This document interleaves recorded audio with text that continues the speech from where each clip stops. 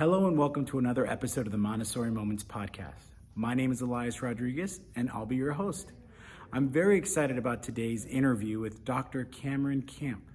On today's episode, we're going to take a little bit of a deep dive into the inspiration behind the Montessori Inspired Lifestyle.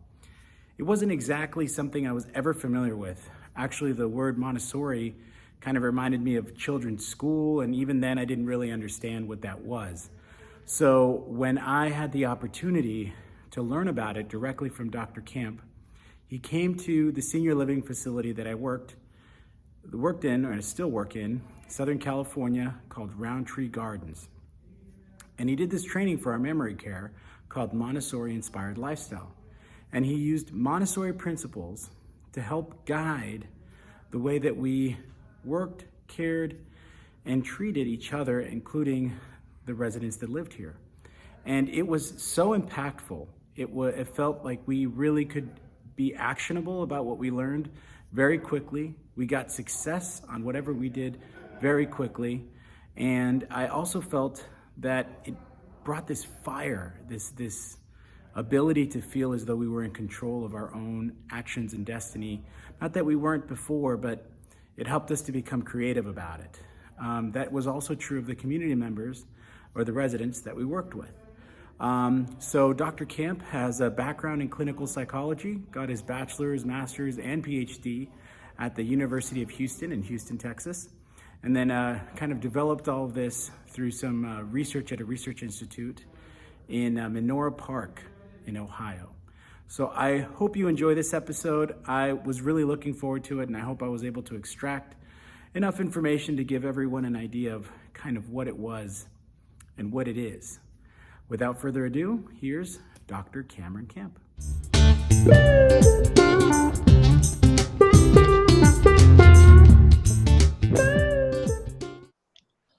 Hello, Dr. Camp. Welcome.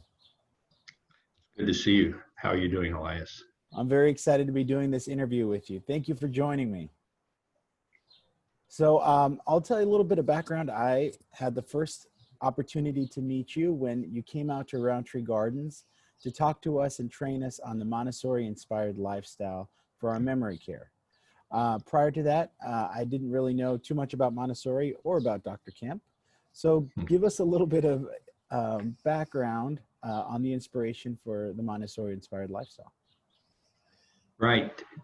In the early 80s, I moved to New Orleans, and my work was in gerontology. I had been doing work primarily with older adults who had no cognitive impairments, and I was doing memory training for older adults, how to enable them to remember things better. And so when I moved to New Orleans, we began to do work with persons with dementia in day centers, and I found that all of the work that I had been doing before was useless. It just wasn't going to work. And so there had to be a different approach to take. And at the very same time, my children started, my son at that time, and then later my daughter started Montessori school. And when I walked into that classroom and saw all of those learning materials and started learning about the process, it just clicked. Everything seemed to make sense. So I had a friend that I'd made there, a guy who was a neuropsychologist and a geriatrician. And I asked him to come with me to the Montessori school, and I showed him the materials, and we talked to the headmistress. And I said, so what do you think? Is this the way? Will this work? And he was enthusiastic about it, put his own kids into Montessori school. And slowly we've been developing this then over the years. And, so you're saying that when you told him you're going to a Montessori school, he said, let's go? Or did he give you one of those looks like, are we really going to a Montessori school for this? Well, he was sort of open-minded, and he also knew, like I did, that standard approaches to teaching a person weren't working with people with dementia. And so the question was then, what's available? So we're both searching, I think. And I see. then later, my wife became a volunteer at the Montessori school, and then they recruited her to go into teacher training. So she spent 20 years in a Montessori classroom. Wow. So uh, she was learning to be a Montessori teacher at a Montessori training center in New Orleans, and I got to type up all of her lessons and stuff. So I was her administrative assistant, so to speak. So that got me a chance to learn more about it. I see. And then I was asked to teach child development at the Montessori training school for teachers. And so I was able to get even more closely involved, and things just kept lining up very nicely. Yeah. Wow. Okay. So it kind of just naturally started to fit into place. And then when you Right. started to implement some of these Montessori principles or Montessori uh, ideas, was it kind of a natural fit right off the bat, or was there a lot of adaptation that needed to happen?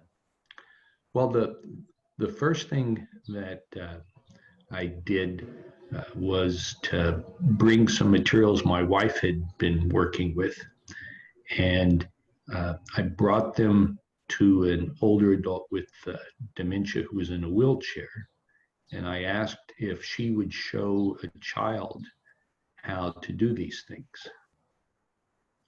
And so we went to the child care center at Menora Park, where I was working then at the time in Beechwood, Ohio, a suburb of Cleveland. And I showed her how to do the activity, which was scooping golf balls and putting them, uh, golf balls of different colors, and putting them into muffin tins that had corresponding colors. And then she showed it to the child, and the child started doing it. And it was just natural. I'd wondered, will this work? And when we did that, it was like so obvious. And what was really interesting was that the little boy, who was 3 at the time, was the son of a coworker in the research department I Wow. was at. And she told me, last night my son asked if we can get some golf balls and muffin tins. No kidding. Oh, that's awesome. So everybody benefited from that. Yes, yes. So that was like our really first focused work. And our first publications in the area really were on intergenerational programming, and we're still, carrying that forward also. So it was like so natural watching this, and it's just evolved ever since. It started with the activities, and then the more we learned about philosophy of Montessori and approaches, the more it's expanded to how can we give persons with dementia control over their lives? How can we let them take care of their own environments? How can we let them create their own communities?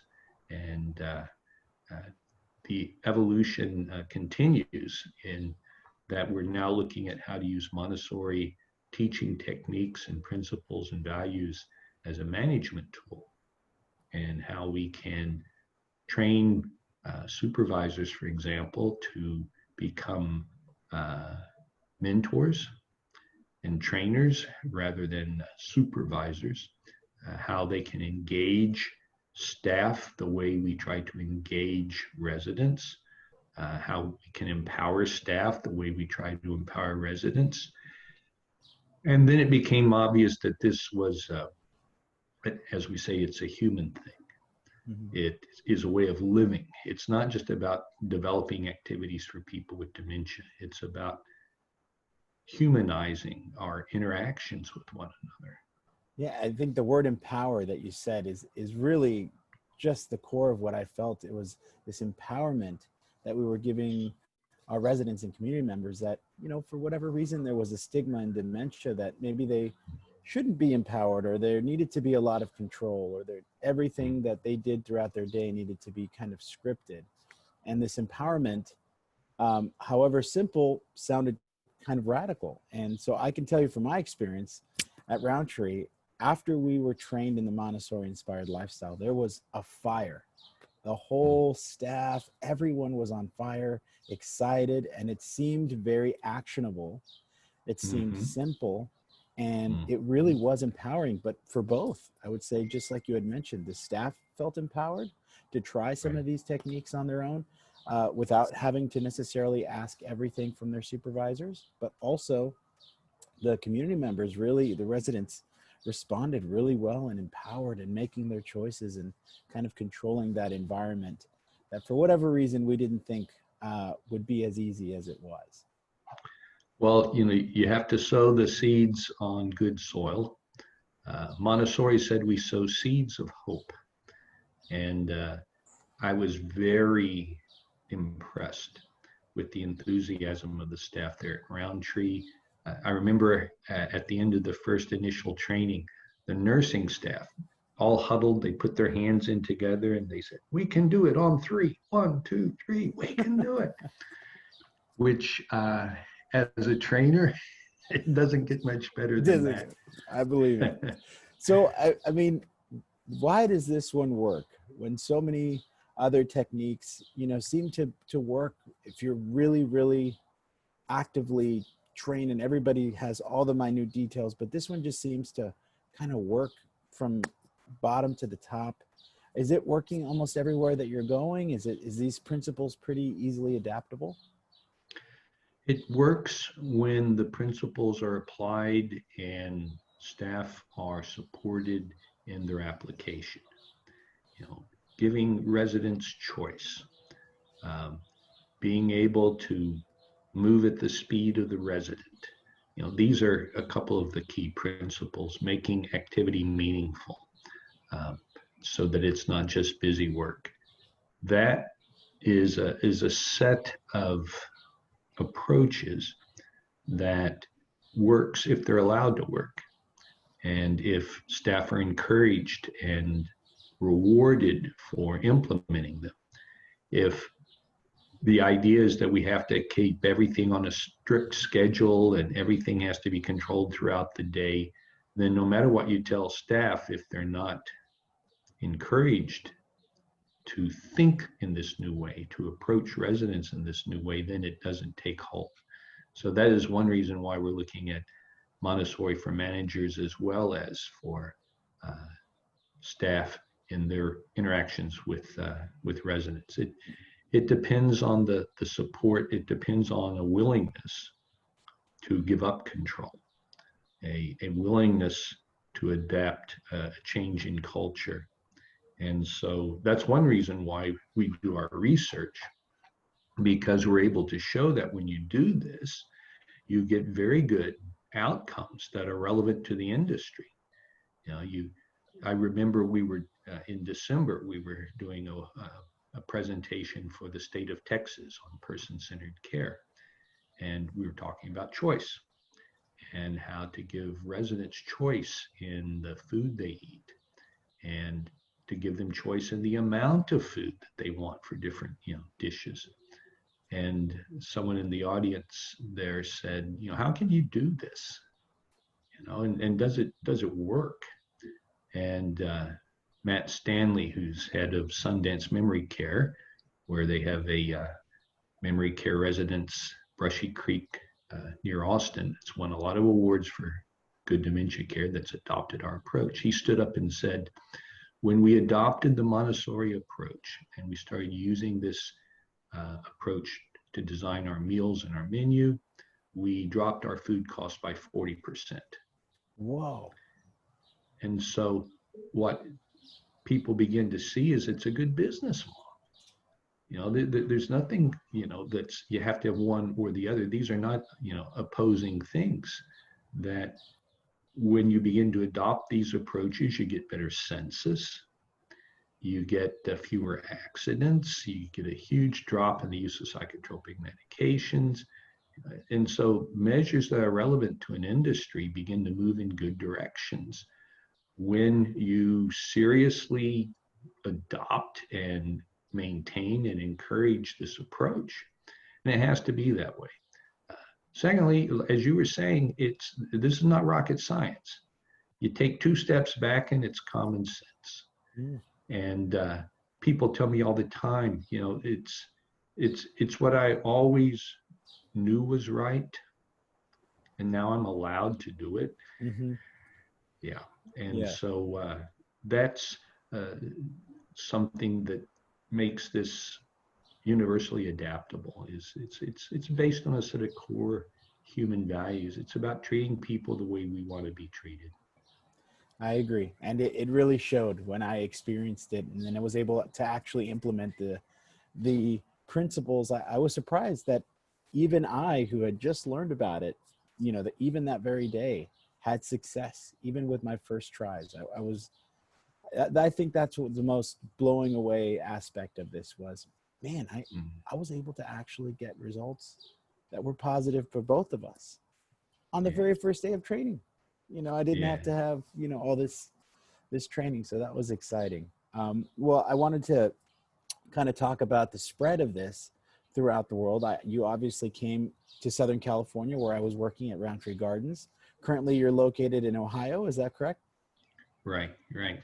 And we have training partners in Europe, France, and Belgium, Poland, Italy.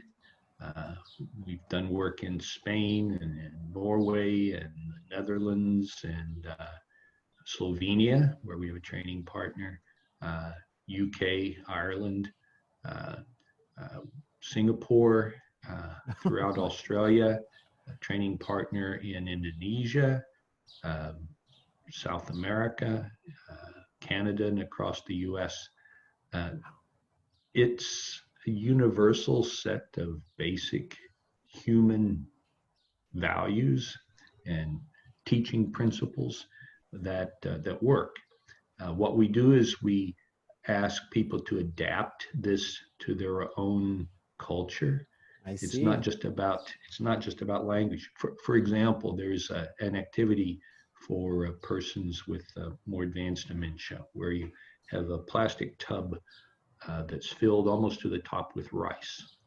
And underneath the surface, you have hidden objects. And there's a piece of paper next to it with 8 circles. Okay. And you have a long handled slotted spoon. You dig down into the rice, find a hidden object, lift it up, sift the rice through the slots in the spoon, and you put an object on the circle.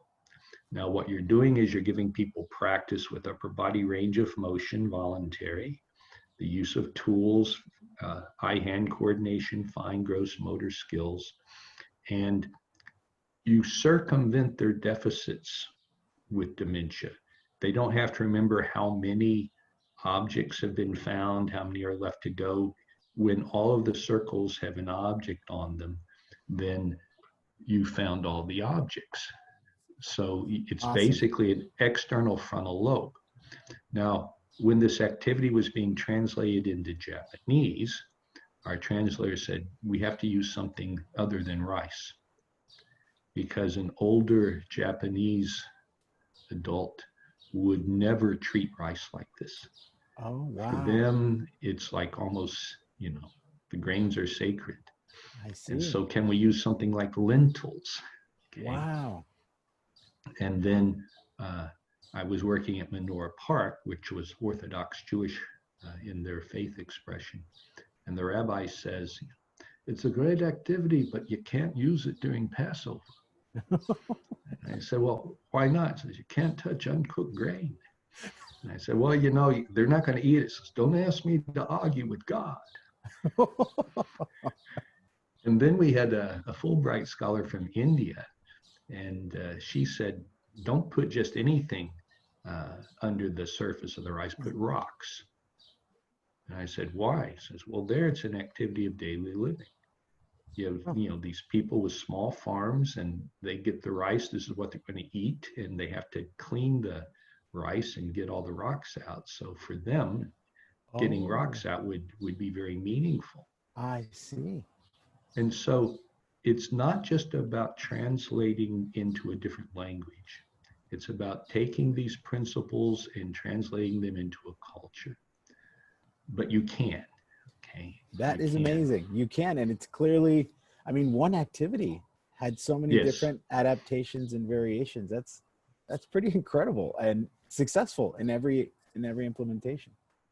Yeah, it is incredible. I pinch myself on a regular basis to see how far this has spread and how people are using it to help so many people in so many places. Yeah, and I think it also empowers family members who may have in the past felt as though they couldn't really make a connection anymore, or there's this missing person now that they used to have such a tight connection and memories that they could talk about, and now they weren't having those same interactions.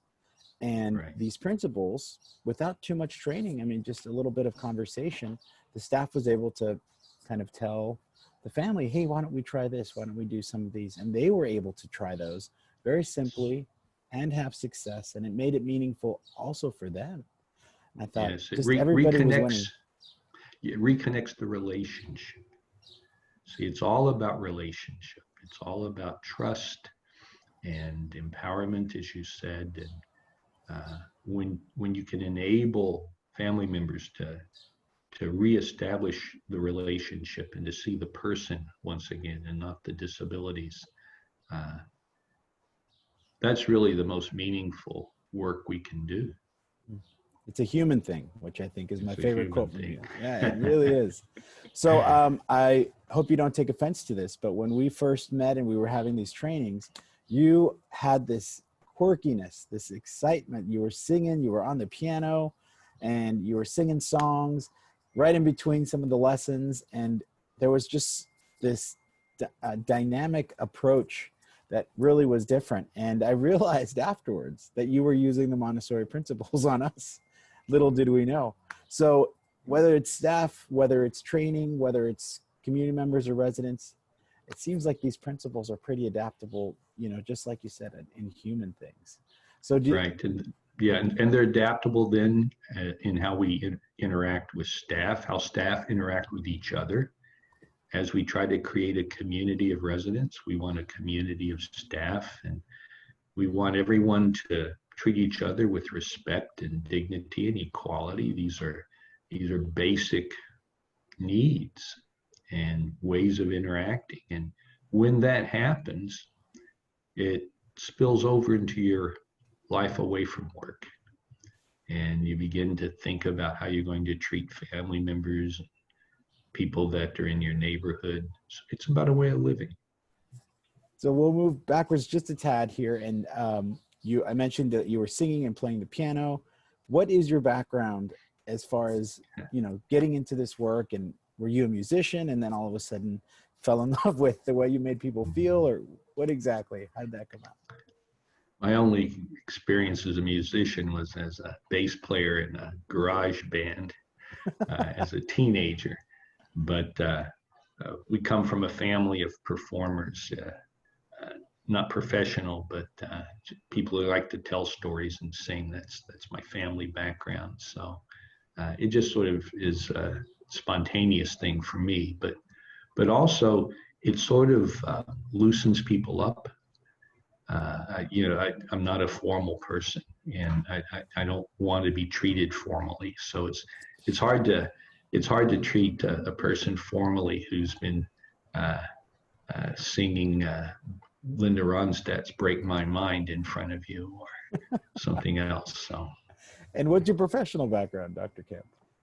I'm a PhD psychologist, background in experimental psychology with an emphasis on gerontology. And I was a university professor, and then left that to do work in a research institute embedded within a continuing care retirement community. Always been interested in the application of research and the translation of research outcomes into practice. And so as a teacher and a researcher, what I'm doing now just sort of fits naturally. I see. And the last question I will leave you with, if you had to wonder how people describe you, how would you think people describe you? Usually I say PhD in psychology, researcher, wacky guy. It's always fun to hang out with you, Dr. Kemp. I hope we get to do that soon after this pandemic settles down a bit and we can reconnect across state lines. I will look forward to that, Elias. Thank Thank you you so so much. much. Thank you, Dr. Kemp. Have a wonderful day. Okay, you too. Take care.